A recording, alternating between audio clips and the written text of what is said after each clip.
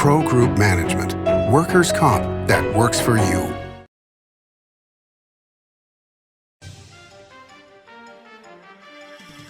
Welcome to Nevada Newsmakers on the broadcast today. If you want to know how to run a newspaper or a news department at a television or radio station, you'll want to watch this show with Rachel Dahl. She's the president and publisher of the Fallon Post, here for the whole show on an all-new Nevada Newsmakers. Hello, is this D&D Roofing? Yes, it is. How may I help you? You did such a great job on my roof. May I speak to the owner?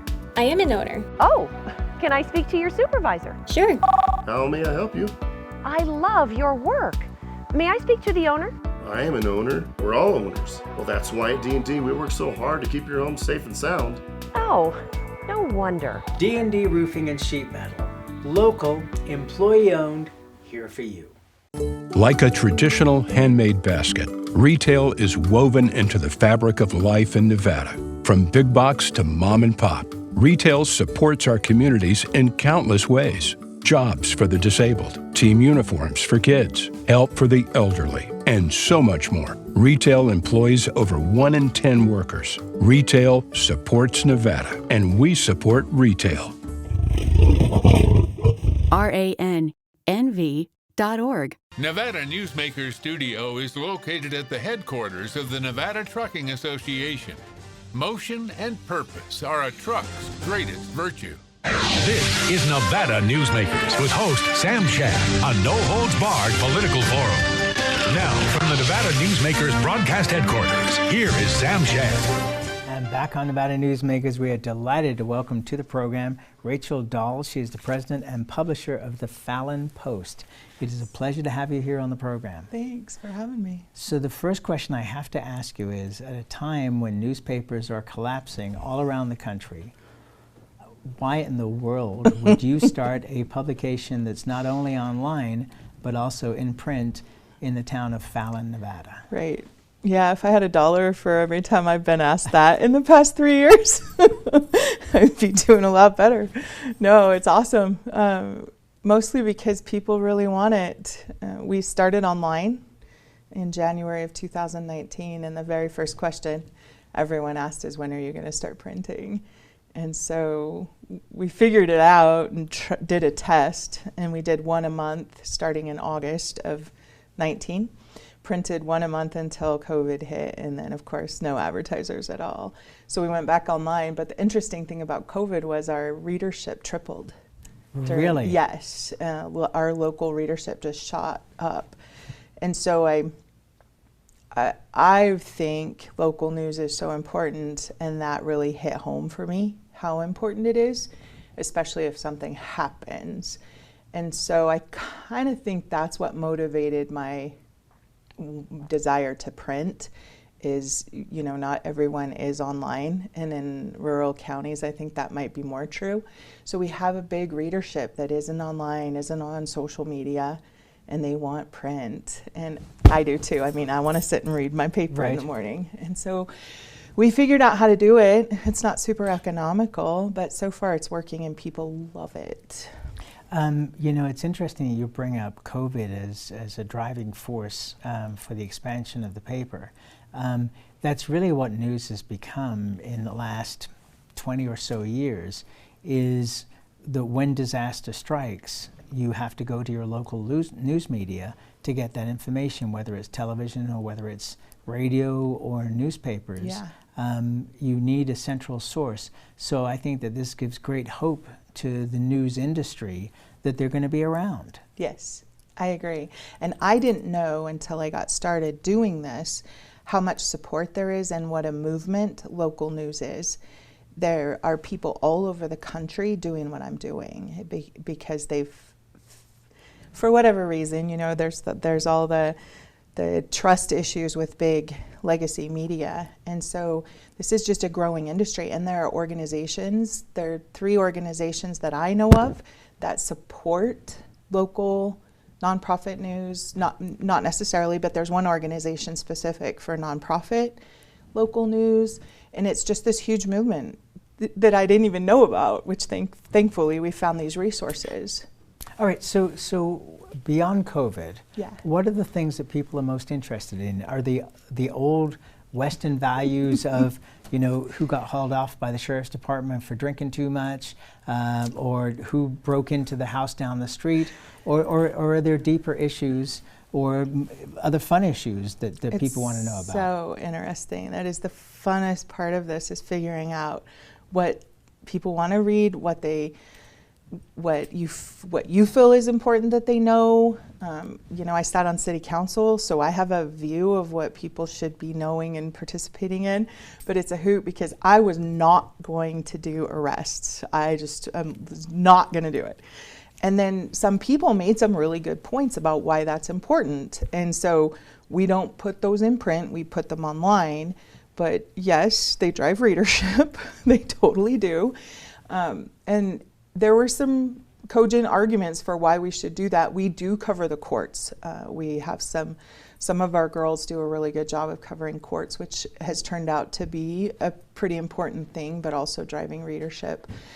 I think it's important that people in the community know what the local officials are doing, what the county commission and the city council and the school board are doing. School board, by far, drives the most traffic. I mean, I'm in Washoe County right now. Probably shouldn't say that, but it does, and it's very important that the people participate. And what we found, one of the biggest reasons I wanted to do the paper was this terrible drop-off in participation in the community that we saw as our local paper became corporate, and kind of was away from our community. The participation in the community goes away. If people don't know what's going on, they don't go. I used to call it the Little League syndrome. I'm so busy hauling my kids around, I'm not going to a city council meeting. But when people know what's going on, they will participate, and you have to have that in a community. And so we like to think that we are driving more people to participate, and we are seeing that happen. It's amazing. Well, I think that, over the years, and I apologize to my friends in broadcasting for revealing secrets, but when I started in radio 40 years ago, they would give you the newspaper and say, listen, about every half hour, 45 minutes, just read a story out of the paper. Oh, wow. We didn't credit that it was coming from the local paper, Yeah. But we would read a blurb, and there was always the DJ that caught saying, and now turn to page 2, oh, gosh. Which gave away exactly where the story was coming from. Right. And the television stations would invariably follow what the local newspaper was covering, and in some cases, as in Reno, there were 2 papers, same thing in Las Vegas.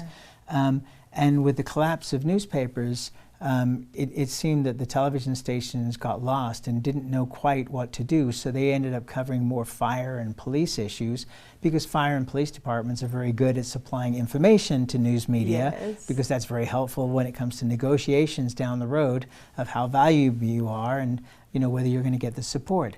But the basic needs of a community are to know what's going on at the city council, what's going on at the county commission, Yes. what's going on in the courts, what's going on at the school board. And I was a member of Toastmasters many years ago, and they have a thing called Table Topics, Yes. where people get to indulge in commenting on things. If you talked about any number of issues, you'd get 1 or 2 people commenting. You talked about schools, and everybody Right. had an opinion. Seriously, yes. So, Yeah. so I think that what you're doing is going back to what newspapers' role originally was, which is being a community function, letting people know what's going on, and then allowing them to participate now that they are aware. Yeah, yes. I love it. That's exactly what we're doing, what we intended to do, what we were hoping would happen.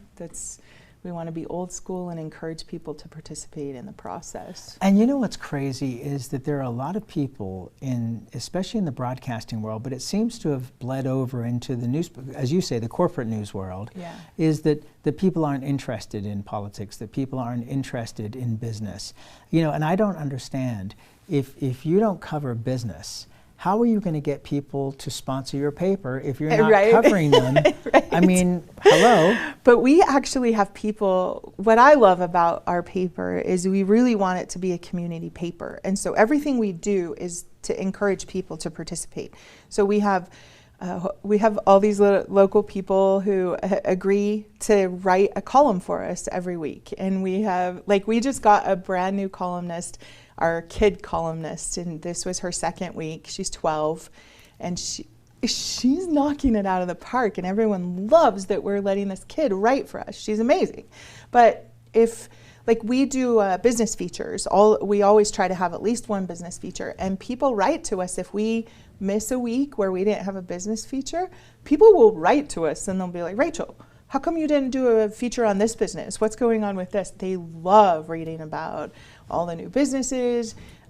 They love reading our book reviews. Our librarian writes a book review for us once a week, and it's just amazing to have the participation. All right, so is this reverse social media? Is this where, because everything old becomes new again, and isn't that what you're seeing, is that the community is, probably indulging in Facebook and Twitter and all these other mediums, but when it really comes down to it, they'd like to have a place that's almost a town hall for them, where they can visit and exchange information, but from a credible source. We hope that that's true. We want to be that. And sometimes I get accused of being a damn conservative rag, or, oh, you're just a liberal rag. Like, people really say that to me. Oh, don't feel bad. We get the same thing here. What? I try so hard. It is so important to me to be objective and to be like a real news source. There's nothing more important about this newspaper than that people can trust us, that we aren't one side or the other side. And so we'll have someone write a letter to the editor. We've been having a little letter to the editor problem that we're gonna actually write a Civics 101 about letter writing to the editor. It's been so bad. And so I've learned a lesson, a very serious lesson, of course, of what to put in, just that balancing. But you really want, if I have a conservative commentary piece that someone sends me that's super, super good, I have to go find a liberal piece somewhere. I have to call all my Democrat friends, hey, would you write something for us? Because I don't want anyone to say, oh, you just ran all those conservatives, or, oh, you just always run her and she's so liberal. And what you're trying to do in providing the news will get lost in that one little piece of your paper could make and does lose the importance of everything else that you're doing in there. Well, you're not alone. I mean, I am accused on an almost daily basis of being way too liberal or way too conservative, depending on what day it is. And in a way, that's perfect for me, because that means that we're doing our job, is that people, because my opinion is nobody's business. Right, exactly. The program is about our state and our country, and trying to give voice to as many opinions as possible. Yes. I want to hear from people on the extreme left, on the extreme right, and all the people in the middle, because that's how the public gets to decide what they want to believe. They can see, okay, there's a view over here, a view over here. Where do I fit into this? Yes. And because people are not stupid. I think that there's a mistake that people think people are stupid, and they're not. Right, they're not. And that's where I've run into this little issue is, I think it's really important. Like, one of your neighbors has this opinion about something, and you're like, oh, I never thought about it that way. And it makes us all think better.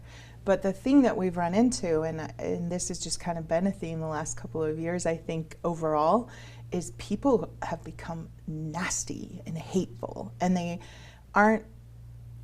they're perfectly capable of framing their argument in a polite way that makes someone want to read it. But what they're doing instead is just writing a bunch of mean garbage that people wade through and get mad about. And that's what you see on Facebook. And I made the mistake of allowing that a couple of times, because I felt like the purity of what they're saying will people should not misbehave. And so what's happened is it's turned people off because of the delivery. And I taught school, and so I'm preaching all the time polite public discourse. It's so important. And so we're really modifying what we're doing to encourage that. And I had a really fun letter to the editor. Someone wrote his observations about this thing that we've been going through. But we just are nasty nowadays, and we have to get over that. We have to be able to talk to each other. Well, okay, but about things. But that's our responsibility. Yes. I mean, that is, as a producer of this program, for me, as editor and publisher of your newspaper, for you, for the Fallon Post, we have to exercise and get in the way of people being nasty because they think that they can just do that and get away with it. And our society has become coarser because of that. Yes. And we don't need to be that way. Correct. You know, we don't need to use bad language all the time. We don't need to make everybody the enemy if they don't agree with us. Yes. It's okay that you disagree with me and I disagree with you. We can still be friends. Yes. Yes. Let's take a break. We'll come back much more on the Fallon Post and Rachel Dahl after this. Get in on the Tamarack Casino's $175,000 Hidden Treasures Guaranteed giveaway now through September 30th. Earn entries in the weekly drawings and win big during the two $35,000 grand prize giveaways. Your good times are at Tamarack Casino. Before the masks, before the distancing, before the world changed, UMC was ready. Our response to COVID-19 began before the crisis did, with our own team of infectious disease experts who've spent their careers planning for this moment. With a pandemic response plan, we'd practiced again and again, and by blazing new trails in large-scale testing, including every patient we admit. Always ready. UMC. As you know, Reno is booming. Toll's development company is helping it grow with insightful design and development, building community with every project, adding beauty, adding excitement, emphasizing our shared humanity. Reno is becoming bigger. Toll's development is helping it become better, more livable, more enjoyable. To learn more, go to tollsdevelopment.com. tollsdevelopment.com. I'm Jeff Gehrman, an investigative reporter with the Las Vegas Review-Journal. I'm your guide for Season 2 of Mobbed Up, The Fight for Las Vegas. You're in with every gangster and hoodlum in the United States. I don't go for that, Mr. Kennedy. I don't go for that kind of action. I was on television accused of fronting for the mob. Subscribe to Mobbed Up, The Fight for Las Vegas, Season 2, today on Apple Podcasts, Spotify, or wherever you get your podcasts. Get in on the Tamarack Casino's $175,000 Hidden Treasures Guaranteed giveaway now through September 30th. Earn entries in the weekly drawings and win big during the two $35,000 grand prize giveaways. Your good times are at Tamarack Casino. This is Nevada Newsmakers. And back on Nevada Newsmakers, we continue our conversation with Rachel Dahl. She is the pride of Churchill County, the president and publisher of the Fallon Post. So let's talk about a couple of Churchill County issues. Sure. Obviously, growth is a major discussion point. This is an interesting community in Fallon and the environs because it is both a rural community, a farming and ranching community. At the same time, it hosts the Top Gun Naval Station. Yes. And that naval station is looking for a major expansion. Tell us what's going on between these two camps. Are they getting along? Are people upset? What are you hearing? I think our community is so unique and amazing, and we hear that from the Navy all the time. When I was on City Council, I sat on the National League of Cities, and one of the national committees was military communities. So all of the city councilmen who had a military installation in their community sat on this one committee together, and then together we would deal with military issues in our communities. And it was completely new to me to watch the way that those people handled their military communities, that it was always adversarial. And I was so naive because I grew up in Fallon with the Navy, and it's just a part of who we are. It's not even a county Navy issue so much. It's really who we are. And so that was the first time that I really got a taste that that's not how it is everywhere. And the Navy's really, really good about recognizing that with us. They tell us and they tell the rest of the world that it's a really unique relationship there. And so this expansion that the Navy's wanting to do is interesting because, of course, that's creating some heartburn with the people who use the public lands and who are really intimate. So you've got the ranchers and the Fallon tribe, and along with that, the rest of the Northern Nevada tribes are all involved on this new committee that's been created through the legislation in Washington, D.C. And so mining, hunters, the public lands plethora is coming out. And so it's really interesting because you have our community, which is the Navy and the county, but then you have all of these other interests. And so these public meetings have been interesting because I think a lot of just community members see the Navy as part of us, and then here come all of these users of the public lands upset. So it's been an interesting dynamic, but overall the relationship is wonderful. There's a lot of disagreement on how that expansion is going to look. The Navy has gone back and didn't get the expansion that they had asked for in the last legislation, the Defense Appropriations Act, and gone back and asked again. And so we're in that process again of we're all working together. And so there's roads and there's hunting and there's Native American artifacts. There's like all these issues. So it's just another interesting Nevada. Well, and one of the things that I've always found interesting is how many base commanders, when they retire from the Navy, end up living either in Fallon or close by. Yes. I keep wondering when the Carson Valley is going to actually declare war on somebody because there's so many generals living there. Let's take another break and we'll be right back. 7 at 7 is available anytime, anywhere. I'm Riley Smith with your Vegas Golden Knights. Watch 7 minutes of nonstop news from the Las Vegas Review-Journal. Streaming on LVRJ.com and Twitter. Powered by the Las Vegas Review-Journal. Dimitri Prine here for Design Outdoor. Come visit Design Outdoor's store and backyard to see our wide selection of fire pits, barbecues, and pizza ovens, natural stone water features and fountains, and frost-proof pottery. Our store and backyard are located at 11600 South Virginia, just north of DeMonte Ranch Parkway. Visit designoutdoor.com or call us at 851-9499. One of the most psychologically damaging things parents can do to children in divorce is disparage one another, which is why I can't believe I even have to make this commercial. Half of your kids' genetics come from this person you're spewing hate about. Your children have the right to love you both, but more than that, they deserve to love themselves. Marilyn York might be a men's rights divorce attorney, but this is for every selfish parent. Shut up!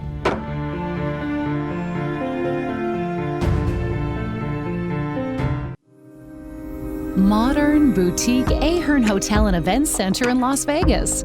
Host meetings and events on 2 floors. Stay in luxurious rooms and suites. Unlimited branding opportunities. Regional Italian cuisine by Chef Mark Segrisi. Flexible event spaces. Full buyout options. Visit ahernhotel.com today.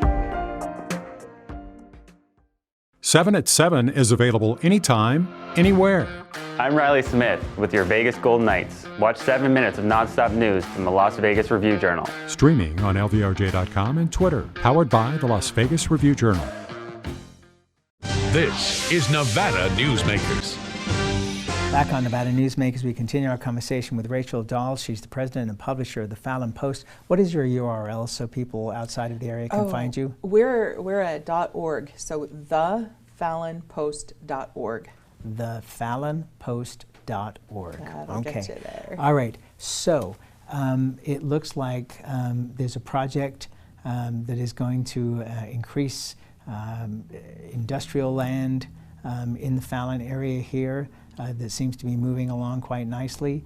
There is a lack of housing at the Navy base. that Bruce Breslow was here talking about, and a general lack of housing, period. Yes. How are the locals taking the idea of seeing what is going to be pretty much massive growth? It's massive growth, and there are no houses in Fallon. It's